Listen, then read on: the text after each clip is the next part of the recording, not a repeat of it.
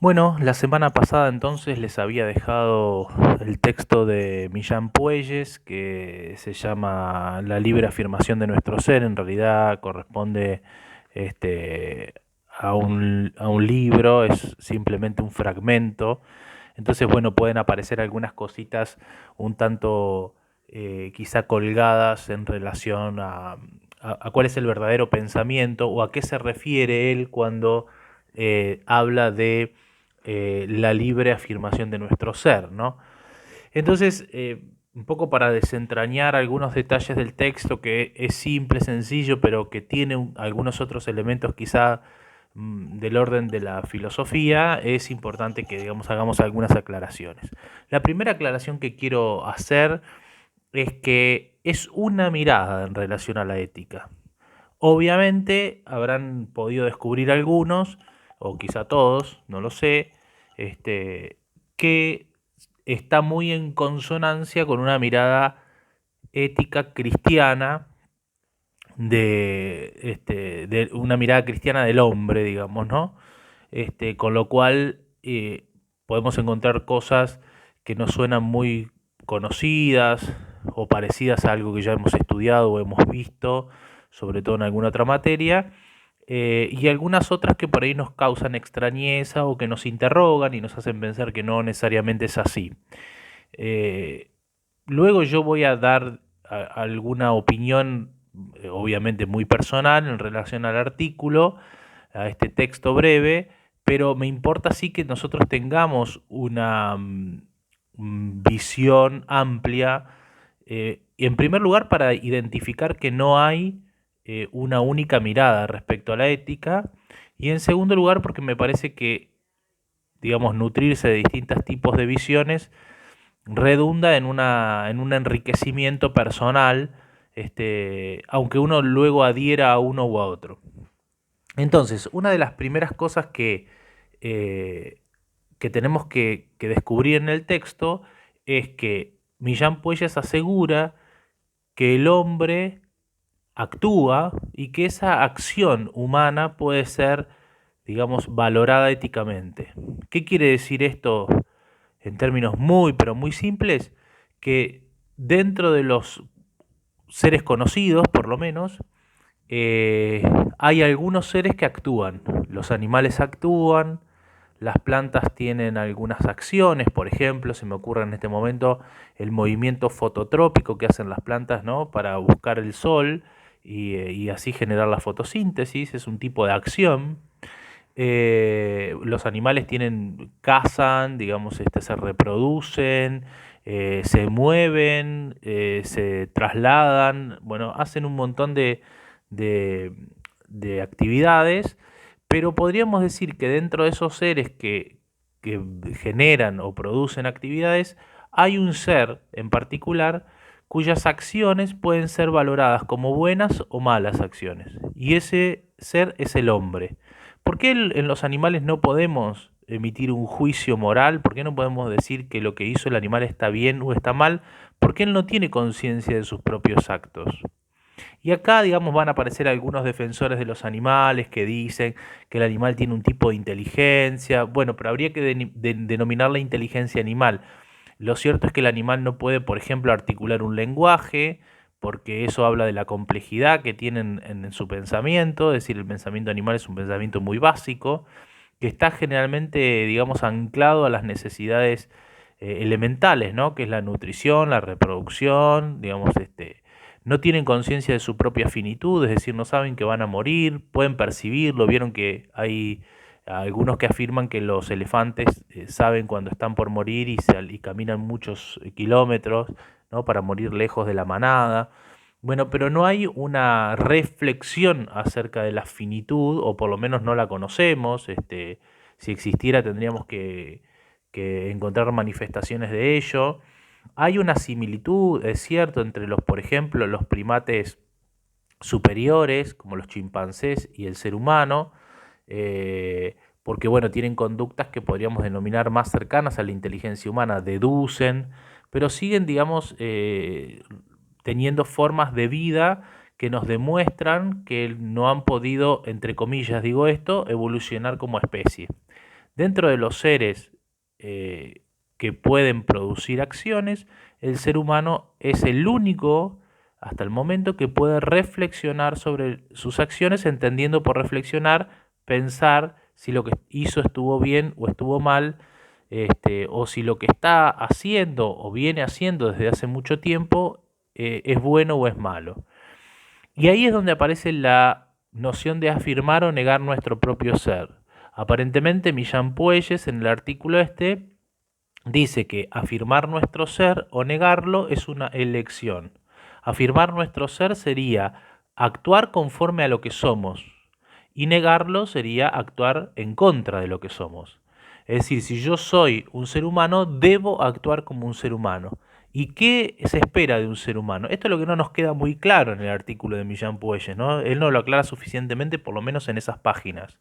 Pero aparentemente lo que nos está queriendo decir es que actuar conforme a lo que somos es actuar moralmente bien, es, digamos, superarnos a nosotros mismos, es actuar con bondad, es actuar inteligentemente en el sentido de buscar el bien de todos y no solamente mi propio interés. Es considerar al otro en tanto otro, es decir, considerarlo al otro con todo el respeto que eso supone y merece, y no como un medio para alcanzar un fin. Bueno, todo eso parecería que remite a nuestro propio ser. Entonces, cuando uno actúa conforme a eso, podríamos decir, nos vamos humanizando.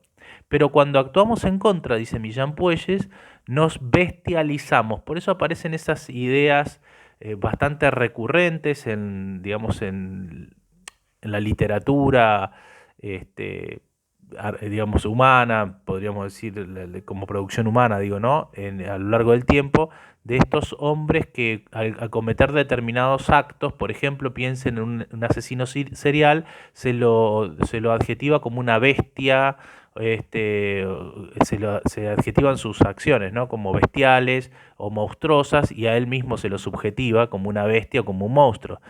Se lo sustantiva como eso, como algo que de alguna manera no entra dentro de del comportamiento humano o de lo esperable para un ser humano.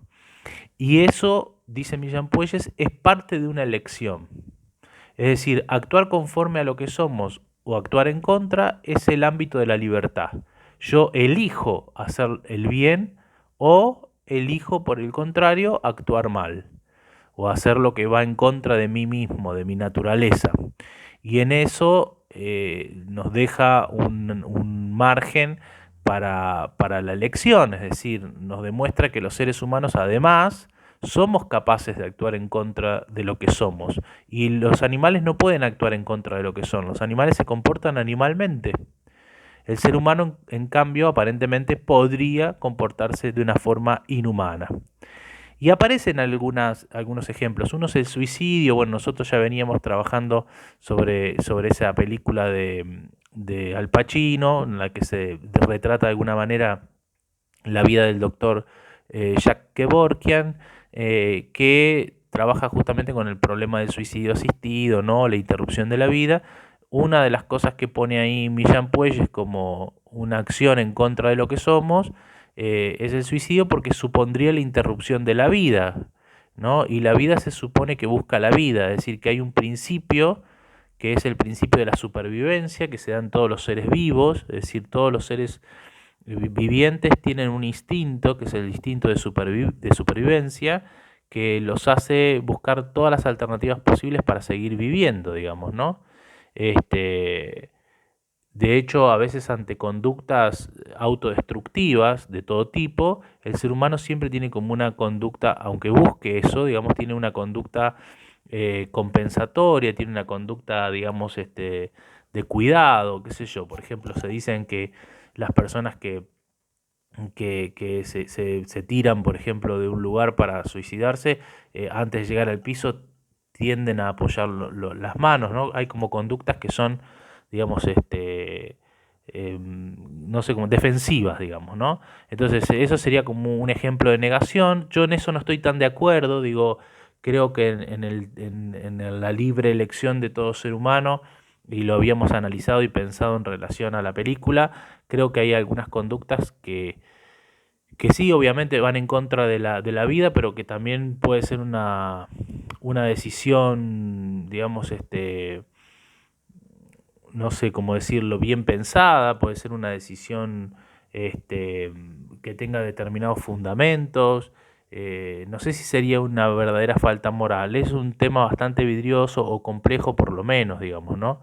El otro ejemplo que pone también es la tortura, de qué manera un ser humano le inflige dolor a otro ser humano sabiendo que el otro, digamos, es un semejante, es como yo. Y también ahí habría que incluir en la tortura, también la tortura a los animales, el no cuidado del medio ambiente, ¿no? Porque yo estoy dañando una casa o un lugar común, digamos, ¿no? Un lugar en el que estamos todos. Es una forma de dañar a los otros también. Y dañar a un animal es dañar una forma de vida, digamos, ¿no? Si uno daña sin sentido, daña una manera o una expresión de la naturaleza, lo cual también va en contra de lo que somos. Y aparece también ahí la cuestión del placer como una forma de dignidad. Dice, no porque los placeres sensoriales estén mal, sino, dice, cuando uno los busca como la única finalidad de nuestra vida, bueno, entonces ahí el placer hace que nos convertamos en indignos, en seres que no tenemos dignidad, en seres sin dignidad, ¿no? Como también pone el ejemplo de aquellos que no se indignan con la injusticia, ¿no? Aquellos que no se indignan con la injusticia, dice, porque no tienen capacidad de indignarse, porque en definitiva no son dignos, ¿no? Este, y también aparece un espacio para el amor propio, digamos, ¿no? El amor a sí mismo. Dice, bueno, si no nos amamos a nosotros mismos, no podemos amar a nadie, ¿no? Y ahí distingue, obviamente, el amor de sí mismo del egoísmo, que supondría, digamos, solo quererme a mí y no poder querer a ningún otro.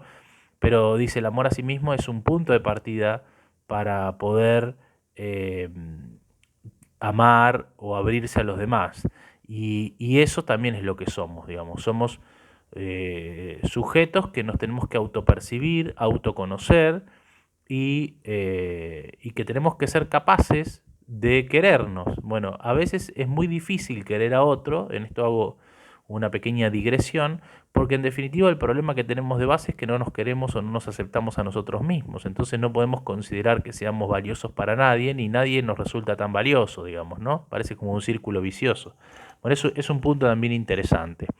Y luego finalmente aparece la cuestión del deber, ¿no? Porque la ética tiene que ver con un tipo de deber u obligación. Recuerden que cuando empezamos este curso dijimos que la ética implica una serie de obligaciones para con un otro, es decir, para con un semejante, pero también dentro de ese otro aparece, como dije recién, el medio ambiente, los animales, es decir, con otros seres, podríamos decir, en definitiva, y que el deber, dice Millán Puelles, es un bien en sí mismo, porque la honestidad es un valor. Y si uno a veces en el cumplimiento del deber siente cierta postergación, cierta frustración, siente cierto desagrado, bueno, dice, en ese ejercicio permanente del deber, uno finalmente encuentra algo parecido a lo que podríamos denominar felicidad. El problema de la felicidad acá es que es un concepto bastante complejo, porque uno siempre está pensando como en una felicidad utópica, pero en realidad de lo que estamos hablando es de algún tipo, digamos, de quietud de espíritu, digamos, ¿no? Cuando hablamos de la felicidad hablamos de cierto, de estar conforme con nosotros mismos en las distintas etapas de la vida. Y dice, y uno siente esa satisfacción cuando ha hecho lo que debía hacer. Y nos pasa habitualmente con nuestras tareas, digamos. ¿Cuántas veces nos cuesta cumplir con las tareas, en este caso de la carrera, del profesorado? ¿Cuántas veces nos cuesta cumplir con las tareas diarias? ¿Cuántas veces nos cuesta, digamos, llevar a cabo las obligaciones laborales? Pero cuando eso está cumplido, a lo largo de un camino, de un tiempo determinado, eso nos genera una gran satisfacción. Nos produce una cierta alegría, nos hace ver que el tiempo no transcurrió en vano, que fuimos productivos, que fuimos condición a veces para que otros pudieran pensar, para que otros pudieran aprender, etcétera, digamos, ¿no? Es un texto muy bello, yo creo que que dan la tecla con varias cuestiones cercanas a lo que yo pienso en relación a la ética. También tengo algunas críticas, digamos, ¿no? Porque él critica al pasar al existencialismo, ¿no? Que dice que eh, el existencialismo dice algo así como que la existencia precede a la esencia, que en una explicación así muy vulgar significaría que nosotros nacemos, ¿no? Existimos primero, y luego tenemos que darnos a nosotros mismos el contenido, es decir, tenemos que definir lo que somos. ¿Y cómo nos definimos? Diría el existencialismo, por ejemplo, de Sartre, en cada acción. Yo defino lo que soy en cada acción. Yo elijo, por eso Sartre dice, el hombre está condenado a elegir, digamos, ¿no? Porque elijo, aun cuando no elijo, estoy eligiendo, ¿no? Elijo no elegir, en todo caso, ¿no? Siempre estoy eligiendo, y en esas elecciones me estoy eligiendo yo. Estoy diciendo qué tipo de persona quiero ser.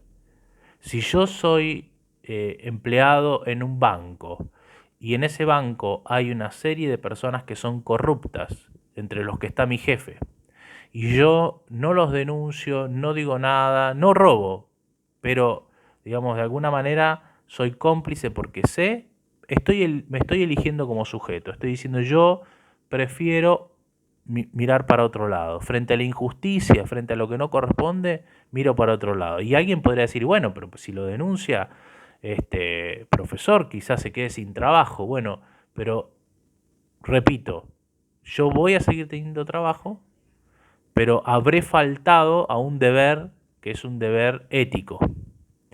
Y la pregunta siguiente sería, ¿qué es lo más importante? ¿Tener trabajo o ser un sujeto que ha cumplido con su deber? Una persona íntegra, una persona con dignidad. Bueno, y acá se abren un montón de preguntas porque estamos en contacto diario con personas que actúan como acabo de relatar, o que miran para otro lado, o que no se meten frente a determinadas situaciones. Y les va a pasar a ustedes en el trabajo en la escuela, digamos, ¿no? Porque ningún trabajo, ningún ámbito de relación humana está libre de este tipo de contradicciones o de incomodidades. Pero uno es ahí donde se elige como sujeto, diría Sartre. Entonces yo no estoy tan en desacuerdo con la postura del existencialismo. Aquí Millán Puelles en este artículo la critica bastante. Yo estoy bastante de acuerdo. Creo que uno de alguna manera también se elige. Lo que estaría, digamos, acá en lucha es que Millán Puelles dice, nosotros somos algo, nacemos siendo algo. Y en lo que está pensando Millán Puelles y no dice, es que somos hijos de Dios. Y como hijos de Dios tenemos una dignidad que tenemos que cuidar. Sartre diría que nacemos y que nos tenemos que ganar esa dignidad. Que no es algo que se nos regala y que tenemos que cuidar, sino que tenemos que ganar, tenemos que conseguir. ¿Y cómo lo conseguimos? En cada acción, en cada paso. Y nos vamos a equivocar y vamos a volver a fallar, pero es ahí como nos vamos construyendo como sujetos, por lo tanto es una tarea inacabada. Bueno, yo siento cierta simpatía por ese tipo de filosofía, con lo cual, digamos, me resulta muy interesante lo que plantea Millán Puelles, pero también me resulta muy interesante el existencialismo. Bueno, espero haberlos podido, digamos, ayudar en la lectura del texto. Verán que no es muy largo, pero a veces eh, no es importante digamos, la extensión de un texto, sino lo que dice, ¿no?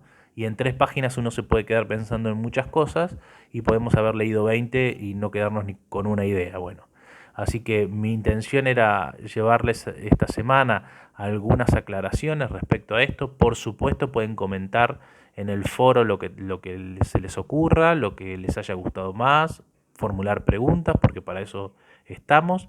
Y bueno, los animo a que sigamos juntos caminando por este tipo de encuentros virtuales. Espero que tengan una buena semana.